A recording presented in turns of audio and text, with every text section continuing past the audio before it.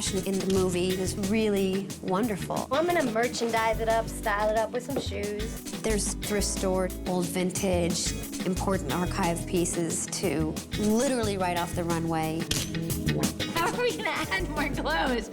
But we did. We found a way. There was such a fun mix of jewelry, coats, hats, gloves, everything. It's just like going to a fabulous trunk show.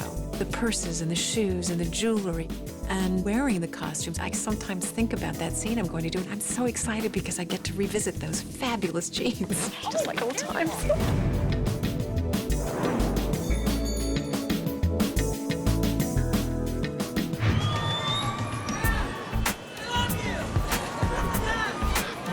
We all love Pat Field. Her contribution is really, you can't even measure it.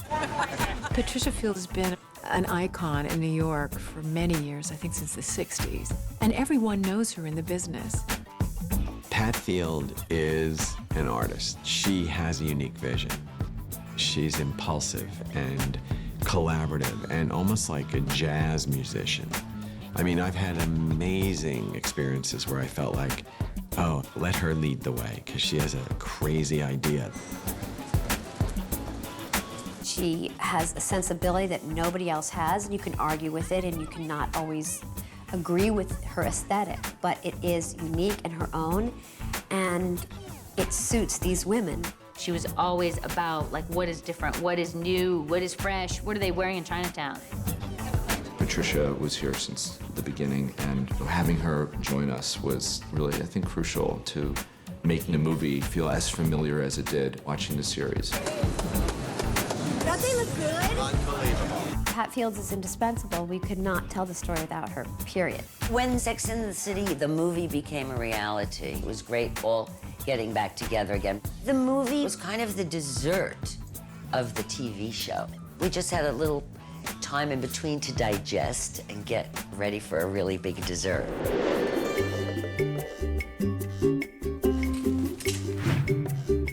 Welcome to the wardrobe of Sex and the City.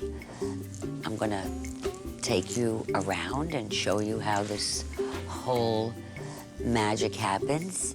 There is so much wardrobe in Sex and the City that I think the main challenge, it comes from Paris, it comes from Italy, it comes from New York, it comes from everywhere. This is where we store our wardrobe.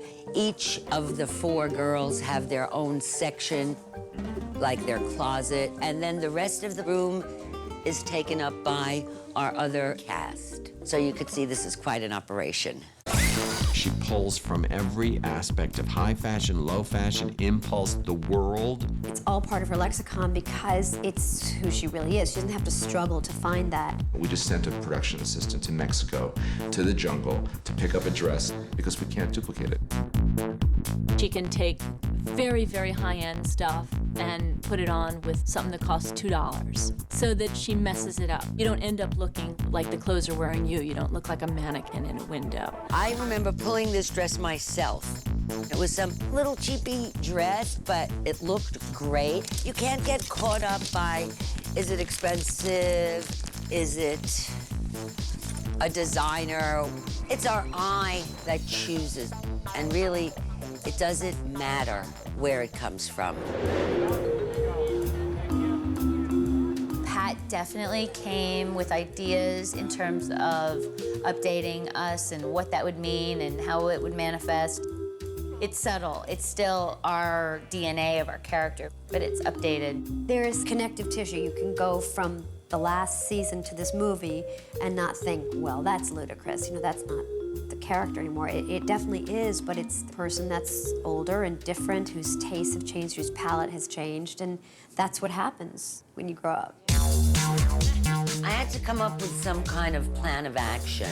You just can't go out and pull clothes out of the air without any, you know, philosophy behind it. Since the end of the TV show to the movie, it's in those years that I built the movie on. I was just filling in the pieces. There had to be a logic behind the way they looked. Our audience knows these women. You have to give them something that makes sense. Should we get you a diamond? No, no. Just give me a really big closet. Carrie Bradshaw. She is an eclectic, original New York kind of girl. In the movie, I saw Carrie a little more sexy, a little more calm with herself as a woman. She's much more of an adult in more traditional ways than she had been during the course of the show. What's the label? No one. I found it at a vintage shop. A dress by no one. We are in Carrie's closet at the moment. Of course, everybody remembers the flower from the TV show. We used it in the opening scene when we first see her.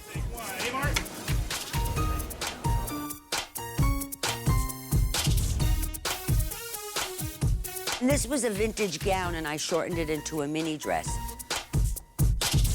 I think everyone will recognize the iconic vintage fur coat, which was from the series. She still has that coat, and I did put it in one scene. I felt that that would give more texture and meaning to the movie. There's no place like home. Samantha's fashion is all about being flamboyant. Sometimes it's a little trashy and fun. Doesn't take herself too seriously, and she's not interested in the status quo. This is Samantha's Los Angeles wardrobe. And you know, it's the Samantha colors, primary and bright. Yellow, you know, I sort of see her as a lioness. Reds are great for Samantha. Everything that has vibrancy and life. This is a little work outfit to go to the office in. In the movie, she's bolder, but she's still Samantha. Charlotte has pudding in her Prada. We are now in Charlotte's closet. See, we're visiting everybody's closets, of course. With Kristen, it was trying to push it just a little beyond the preppy and see how far I could get. Girls. How does little preppy Charlotte evolve? Maybe as she got a little older, she got a little more sophisticated. Maybe she got a little more like Jackie O. That fits the bill for me. I'm going for a run and then to the gym for Pilates. Anybody wanna? Even though she still has her worries, Charlotte is more settled now and more grounded. This was a really pretty little Oscar de la Renta that she wore. Oscar made it custom for her. All the parents in Brady's school dress up. It's fun. Fun thought up by a group of non-working mothers with nothing else to do all day. Miranda has a few different selves. Certainly there's her work self, which is very tailored. At the same time, Miranda's gonna try to keep up with her girlfriend's looks. She's gonna try and prove to them that she's not a boring lawyer lady. Miranda is just a little more chic, less chaotic than the original Miranda. I didn't want to box myself into the lawyer uniform. And so this is what maybe the new Miranda might wear to work. This color, great on her red hair. Still the same person, but just put together a little bit more cleanly and more sophisticated. And it worked gorgeous. This is one of my favorite dresses. It's a vintage. Oh my God. Carrie and her 3 friends were all kind of done up for the auction. Really, we pushed it. But we pushed it just for the fun and the entertainment of it all. It was like, we're gonna do patterns, but big patterns. 60 to our colorful bidder? Even the auctioneer has this overdone brocaded jacket piece on. I love the scenes when I have the 4 of them walking down the street or whatever they're doing. It's kind of my fashion editorial. The audience loves them. I think it's enjoyed by all. It's always a challenge to come up with that many looks. I mean, you just wouldn't believe how much time is spent in fittings. Sarah Jessica, we had 3 days of initial fittings. It takes a while. When we do a fitting, there are racks of clothes here to do the fitting from. The actress comes in, we go through scene by scene together, and then we shop in our wardrobe room. We finally decide, okay, we like this dress or we like this outfit. Okay, now what? A bag, a hat, a glove, a belt. It's totally collaborative. There are at least 16, 20 racks of things, and it's just a free-for-all of trying things on. We all work together. There's such excitement in the room. We order food, we go through pizza. They're like 8-hour sessions. And I was like, oh, you know, whatever, I'm not that into the clothes, I thought to myself. And then I went and I was like, oh, Oh, I forgot. There were just tables of bags, like every new bag that you haven't even seen in the store yet, and there were just tables of shoes, and I mean, it was just like Mecca. It was crazy.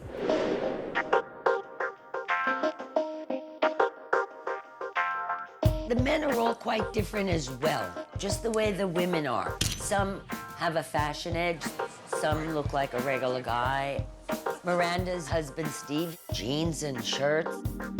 But Mr. Big, he's that iconic male. Women love, love, love him. I have a great relationship with Chris, and I love dressing him because, you know, he is that iconic male, and I saw that in him, and I was able to completely focus it. When I get married, I'm wearing something like that, only bigger. Stanford, as a character, was very much created by Pat Field. It's the only character where she had carte blanche. She just went hog wild. I don't think I'm wearing one piece of clothing in the movie that cost less than $10,000. I mean, it's absolutely ridiculous. And it should be. Sometimes I would have a reaction like, oh, but is this realistic? And I'm going, listen, if you want to do a documentary, do not call me. I do entertainment. I don't want to send it into the outer atmosphere, but I do want to lift it a little bit off the ground so that it's entertainment. I put a bird on my head. Is that what that was? Pat's idea, the breaking of all the rules, it's infectious. You know, I would try anything for Pat. You know, I'm often asked who my favorite character to dress is. It's kind of like they're all your children. Do you have a favorite? You love them all. You love the experience, and they're different experiences. I think what's fun, it's the success of the character. I would estimate that there were well over 300 changes for these 4 women. That does not account for anybody else.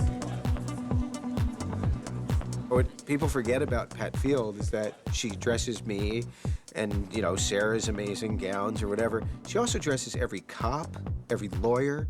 Take the fashions of the series, multiply it by 50. Sometimes it can mean, let's get 2 versions so that on the day that we're shooting, if the weather's a certain way or the lighting's gonna be a certain way, which colors will pop.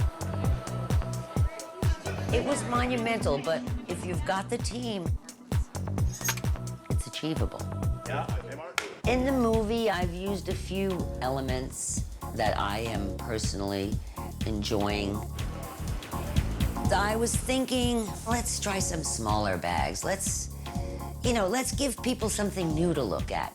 Let's make a small bag statement. So we rounded up all the small bags wherever we could find them. Graphic bags, metallic bags, as well as shoes. What would happen if these were to magically disappear? Yeah, I know where you live.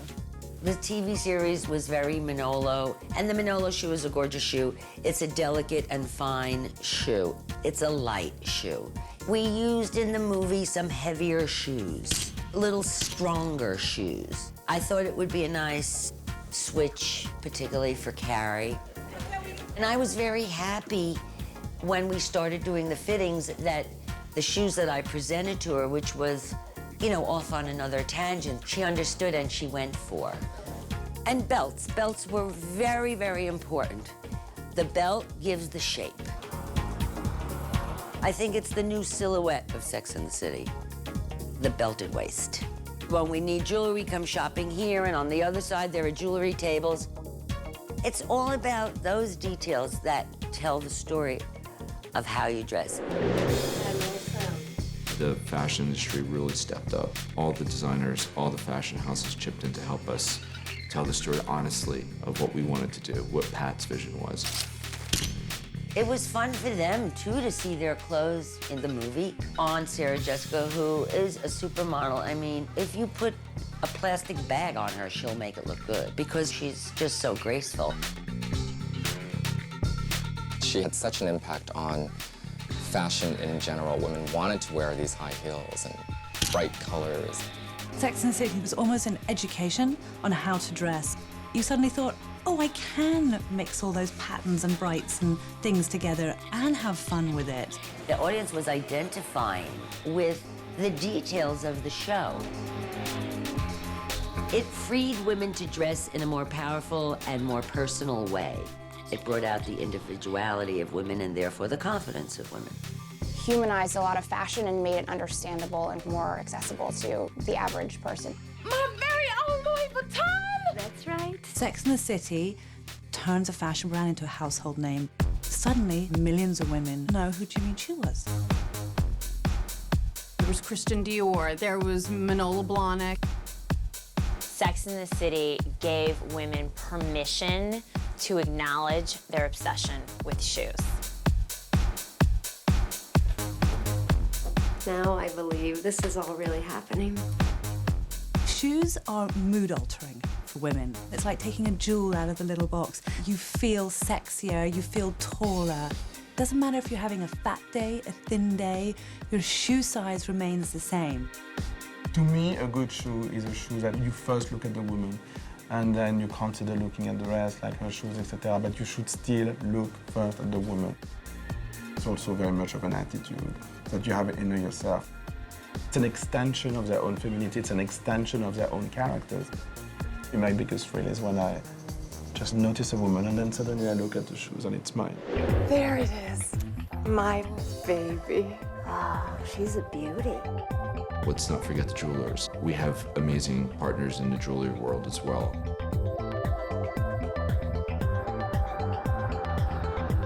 Let's try a rehearsal. We're featuring Fred Layton's jewelry for this scene. All these pieces here are part of our collection that we sell, and the majority are estate and antique pieces. They walk this way, but then we should probably favor the camera. Action. When we were called, we were very excited because it allows us to really show a beautiful jewelry collection. It's so exciting that we're a part of this. Cut it. Back to one. As true as we want to be to a style or to trends, you always try to make it timeless. I derive a lot of my inspiration when it comes to that from old Hollywood. It's not about next year's fashion or next season. It's about this movie looking good 20 years from now.